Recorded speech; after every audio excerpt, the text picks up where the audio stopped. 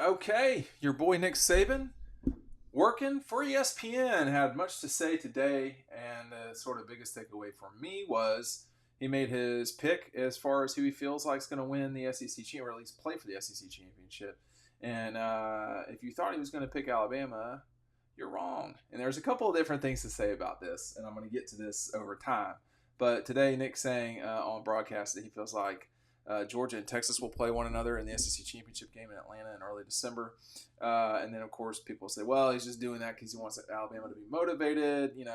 We're going to see over time. We're going to see over time if Nick is like Lou Holtz. Because if he's like Lou Holtz, there's no point in paying attention to him. But if he's, just going to be, if he's going to do the job the right way, he's going to say what he thinks. And so far, that's what I've been getting out of his discussions. But we'll see. We'll see over time what Nick Saban's like. Sometimes I vote in media days. Sometimes I don't. A lot of times I forget about it, frankly. A lot of times I feel like it's such a joke. People are voting for South Carolina to win the conference. I mean, South Carolina, I saw Shane Boomer today saying there's no ceiling at South Carolina. I mean, I think if they go 5-7 at South Carolina this season, they may have had a pretty good year, to be honest with you. But it's just not. Oftentimes, hopefully this is changing. The media days is not what you'd like it to be or wish it would be. They let anybody into the thing, and I'll be in Dallas tonight, but I'm recording this ahead of time, but it just is such a disaster sometimes. So I forget to vote sometimes, to be honest with you. But I think Nick's probably right here. Now, with that said, couple different things. First of all, Georgia has, I don't know if they got the most difficult schedule of everybody, but they have a very challenging schedule. There's no question about that. And, I don't see 3 losses for Georgia. I could see 2. But I think going undefeated is probably more likely than 2 losses in the regular season. I don't know. We'll just have to see. I mean, particularly if they get past Alabama on the road. I mean, they're better than Ole Miss, but and that kind of dovetails into my other conversation here. Texas and Georgia, yes. But Georgia's problem is the schedule, and we don't know what we don't know. Like, someone could get hurt, Jackson Dart could get hurt, Carson could get hurt, Jalen Milroe. For the, let's say Texas and Georgia don't get to Atlanta. Who else could get there? The dark horse of the league right now is Missouri. It just is. They're a dark horse because no one thinks about them. No one wants to think about them. All this stuff. Alabama is clearly not that far from Georgia and Texas, but there's a lot of change there that Mizzou does not have.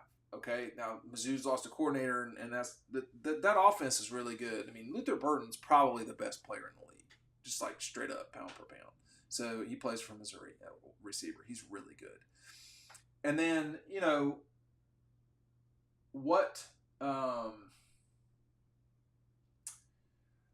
who else could kind of could Tennessee? I don't LSU. I mean, they'd really have to be a lot better on defense real quick. But the Rebels are right there, and maybe they have maybe Ole Miss has solved all their problems.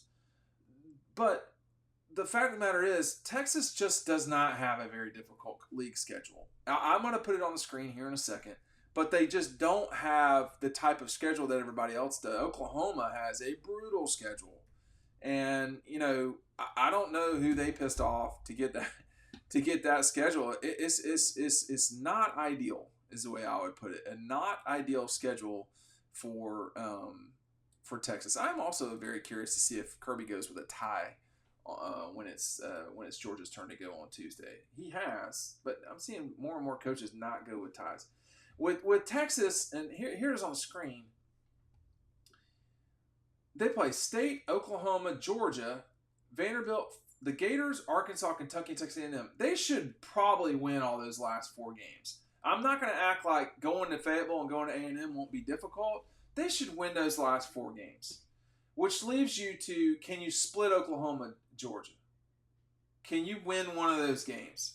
Because I think if they do, y'all, they're going to be, they're going to be in Atlanta. At least they certainly should be, at least. And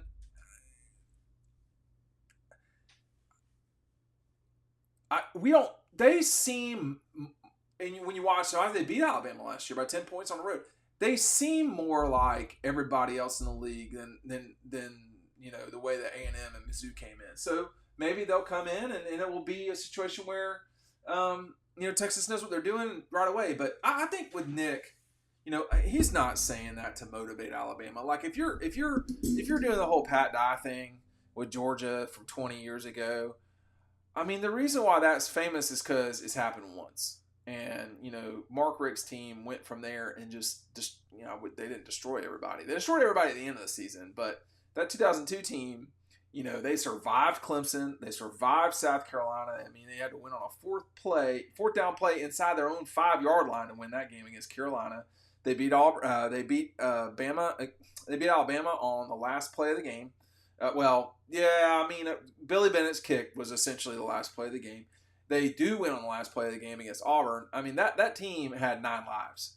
They lost to Florida, So if you're saying, oh well, Nick's just trying to do for Alabama, I mean, that's got to be exhausting. He's just picking the best 2 teams, and that's probably what would be strange would be if he said, well, I think it's going to be Alabama and Ole Miss, or I think it's going to be Ole Miss and Missouri. Like that would be. Nobody's talking about Oklahoma. Maybe they're. Nobody's talking about Oklahoma, Auburn, Florida, Kentucky. They're not talking about those teams winning it. I don't think anybody legitimately thinks that Ole Miss will win it. I think Ole Miss could get there. I mean, when you look at, just again on the screen, I could show it to you, but I'll just read it.